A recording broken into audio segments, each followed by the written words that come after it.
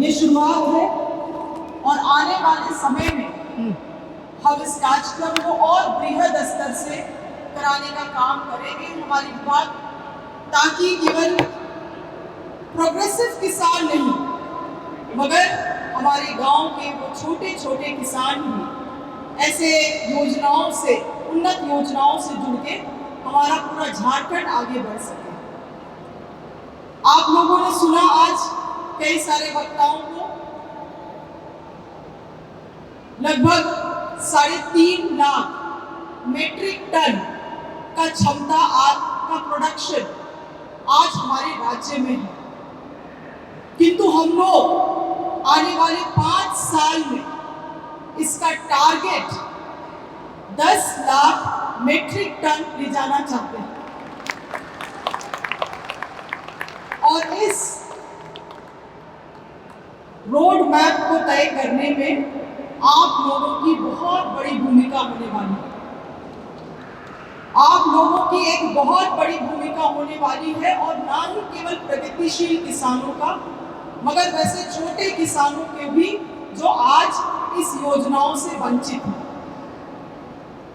हाल ही फिलहाल में 2 दिन पहले हम सभी वैसे प्रगतिशील किसानों को बुला के लगभग 3 घंटे उनसे हम लोगों ने संवाद किया और उनके समस्याओं को, उनके चुनौतियों को, उनके सलाह को हम लोगों ने ग्रहण किया है। और आने वाले समय में हमारी विभाग जो भी योजनाएं हम बनाएंगे उन्हीं समस्याओं को, उन चुनौतियों को और आपके भविष्य को मद्देनजर रखते हुए नीति निर्धारण किया जाएगा हमारे विभाग के द्वारा। मुझे मालूम है कि इस लक्ष्य को तय करने के लिए हमें तालाब की संख्या बढ़ानी होगी। वैसे तालाब जिसमें कई सालों से जीर्णोद्धार नहीं हुआ है, वैसे तालाबों का जीर्णोद्धार करना होगा। समितियों की संख्या बढ़ानी होगी, छोटे किसानों की संख्या बढ़ानी होगी। ये जो पूरा सेक्टर है सबसे अहम रूप से 2 ही चीजों में टिका हुआ है, सीड और फीड। इन दोनों चीजों में भी सरकार को काम करने की आवश्यकता पड़ेगी और लगातार हम लोग सभी चीजों को संयुक्त रूप में लाके एक ऑर्गेनाइज्ड सेक्टर मत्स्य पालन को झारखंड में एक संगठित सेक्टर बना के आगे बढ़ने का काम करेंगे। मुझे पूर्ण विश्वास है कि केवल मुझे इस लक्ष्य को तय करने में केवल ना केवल आप लोगों का सहयोग मगर हमारे विभाग के तमाम पदाधिकारियों का भी सहयोग रहेगा, उच्च अधिकारियों का भी सहयोग रहेगा, सरकार माननीय मुख्यमंत्री जी का भी सहयोग रहेगा और एनएफडीबी का भी बहुत बड़ा इसमें सहयोग आने वाले समय में रहेगा। आज जरूरी है तो हम लोग एक्सटेंशन और ट्रेनिंग को गांव-गांव तक पहुंचाएं। आज ये संभव नहीं हो पा रहा है। आप जैसे प्रगतिशील किसान इस बात को जानते हैं कि आप सही तकनीक का इस्तेमाल करेंगे तो आप किस तरह से मुनाफा कमा सकते हैं। मगर वैसे छोटे किसान जो पहला ट्रेनिंग लेके घर वापस जाके प्रयास भी करते हैं अपना थोड़ा पूंजी लगा के और असफल हो जा रहे हैं, वैसे किसान हिम्मत भी नहीं कर पा रहे हैं कि वो दोबारा ऐसे कुछ प्रयास करें अपने तरफ से मत्स्य पालन के लिए। हमें वैसे किसानों को भी चिंता करनी है, वैसे छोटे किसानों का भी, और उसके लिए ट्रेनिंग और एक्सटेंशन कार्यक्रम को हमारी सरकार को बहुत बृहद स्तर में चलाने की जरूरत है। हम लोगों का प्रयास रहेगा कि आने वाले समय में हम लोग हर एक ब्लॉक में और ब्लॉक से हम लोग नीचे स्तर में जाते हुए हर एक पंचायत में शुरू करेंगे, हम लोग ब्लॉक स्तर में, और फिर बाद में हर एक पंचायत स्तर में जाके हम लोग कोशिश करेंगे कि कम से कम एक हमारा मॉडल तालाब हो जिसमें किसान देख सके कि ऐसे भी सीड डाल के मछली उत्पादन हो सकता है। किसान इस चीज को अनुभव कर सके कि केवल बड़ा तालाब का आवश्यकता नहीं है, छोटे तालाब में भी हम लोग अधिक से अधिक उत्पादन कर सकते हैं। बेहरा साहब ने आपको बताया ही, केवल तकनीक का जरूरत है, जगह का भी नहीं। तो इन चीजों को करने के लिए हम लोग आगे बढ़ेंगे। हम लोगों का प्रयास रहेगा कि जिन जिन जगहों पे केज फार्मिंग हो रहा है, उन केज फार्मर्स को भी हम लोग दुरुस्त करें। अभी कई सारे हमारे विभाग के सभी उच्च अधिकारी यहाँ बैठे हुए हैं। मैं चाहूंगी इस बात में भी ध्यान दिया जाए। ऐसे कई सारी डैम्स हैं जो आज तक हम लोग उसमें केज फार्मिंग नहीं शुरू किए। वैसे डैम्स को भी चिन्हित करके जो भी सरकार से परमिशन लेने की आवश्यकता है, उन परमिशंस को क्लियर करते हुए उन डैम्स में भी हम लोग केज फार्मिंग शुरू करें। ऐसा कोई भी डैम जहां पे संभव है, वैसा कोई भी डैम झारखंड में ना बचे, तभी हम लोग वो 10 लाख मीट्रिक टन का लक्ष्य तक पहुंच पाएंगे। कई सारी जगहों पे हमारा खुद मत्स्य विभाग का अपना तालाब है, मगर आज वो तालाब छूट गया है, भर गया है, कहीं पे तो एनक्रोचमेंट भी हो गया है। हमारे विभाग की तरफ से एक प्रॉपर सभी डीसी, सभी उपायुक्त को और सभी अंचल अधिकारी को ये निर्देश जाना चाहिए कि वैसे तालाबों को भी चिन्हित करके हमें उसकी सूची उपलब्ध कराया जाए। वैसे तालाबों को फिर से जीवित करना होगा, तभी इस नीली क्रांति से हम लोग अपने राज्य को जोड़ सकते हैं। अभी जो बीज उत्पादन कर रहे हैं और फ्राई के रूप में उसको जब विकसित करते हैं और फ्राई आप लोग बेचते हैं, फ्राई के बाद फिंगरलिंग होता है, फ्राई जब आप लोग बेचते हैं, जब मछली मुझे लगता है इस साइज की होती है, सरकार का जो रेट है वो पिछले विगत 10 साल से 75 पैसा ही है। क्या हम सही बोल रहे हैं? 75 पैसा ही।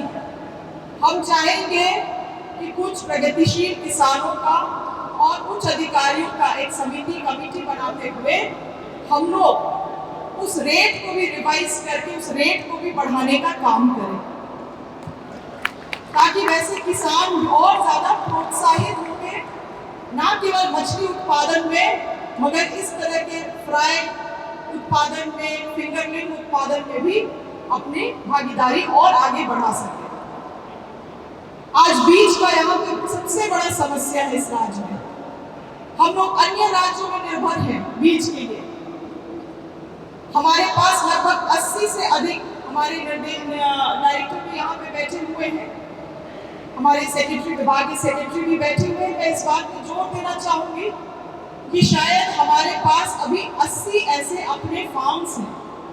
इन फार्म्स को हम लोग बीज फार्म्स में कैसे कन्वर्ट करें और आवश्यकता पड़े तो पीपी मोड में यहाँ के एंटरप्रेन्योर्स को हम लोग उसको देके बीज उत्पादन लार्ज स्केल में कैसे करें, इसके लिए हमें प्रयास करना चाहिए।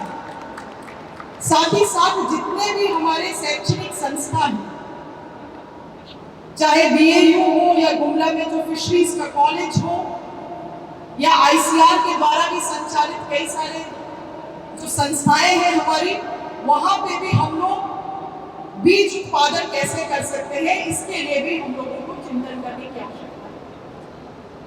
मैं इन बातों को क्यों बतला रही हूँ आप लोगों को, क्योंकि आज इस सेक्टर को आगे बढ़ाने के लिए जो एक स्टेक होल्डर्स की आवश्यकता है वो इस कमरे में बैठे हुए हैं, चाहे वो किसान हो, राज्य के सबसे उच्च स्तर पे बैठे हुए अधिकारी हो, शिक्षक, शैक्षणिक संस्थान हो या सरकार हो, सब लोग आज इस कमरे में हैं।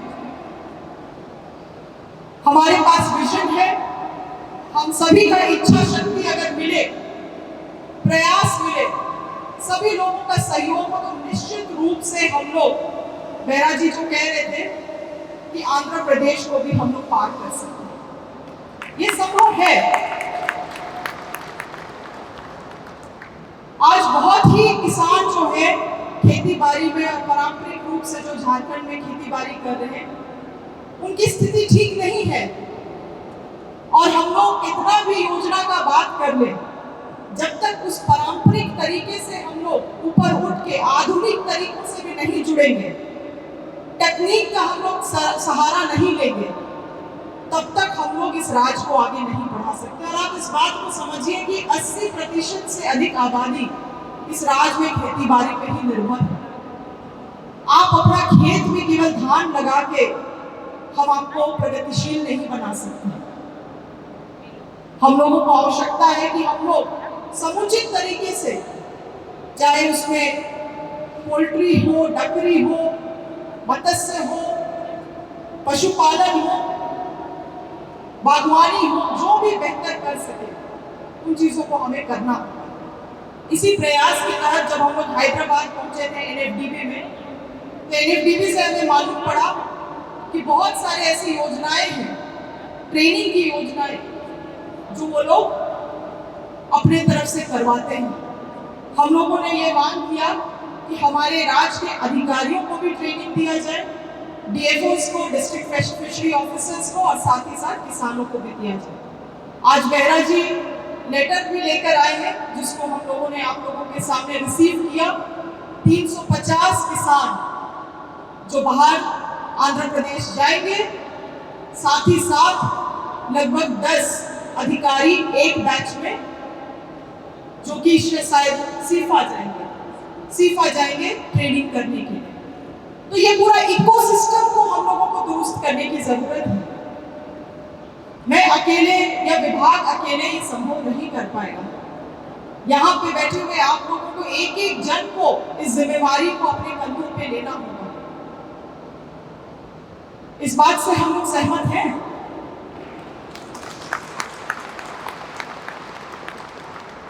आज हम लोगों ने यहाँ पे ब्लॉकचेन टेक्नोलॉजी का भी उद्घाटन किया। बहुत अहम होने वाला है और इसे मुझे लगता है सालों में मॉनिटरिंग करते हुए इसको और बेहतर भी करना होगा। आज हम लोग बीज का जो वितरण करते हैं वो भी ब्लॉकचेन टेक्नोलॉजी से जोड़ा गया है। हाल फिलहाल में 25 मई के दिन आप लोगों ने देखा, हम लोगों ने पूरे राज्य के लिए बीज दिवस मनाया और ब्लॉकचेन टेक्नोलॉजी के माध्यम से ही अब बीज वितरण किया जा रहा है। इसमें जो बिचौलियों का शंका होता है वो सब चीजें कम होती है। सही लाभुक तक हम लोग योजना पहुंचा पा रहे हैं, एक एक लाभुक को हम लोग ट्रेस कर पा रहे हैं और उसी तरह से अब हम लोग मत्स्य की भी योजनाओं को ब्लॉकचेन से जोड़ रहे हैं, ताकि फर्जरी जो होता है वो सब चीजें रुके, सही लाभुक तक योजना पहुंचे। सरकार काम कर रही है, हर एक दिन आप लोगों से फीडबैक लेके कि हम लोग और बेहतर बने, बेहतर करें, और उसके लिए इस तरह का संवाद भी बहुत जरूरी है।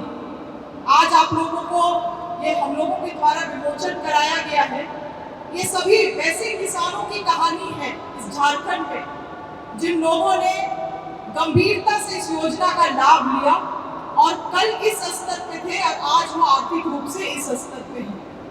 उनकी कहानियां हैं, झारखंड के लोगों की कहानियां हैं। मैं एक झलक देख रही थी, कई सारे चेहरे इसमें जाने पहचाने भी हैं और अच्छा लगता है कि अपने लोग ये सब चीज कर पा रहे हैं।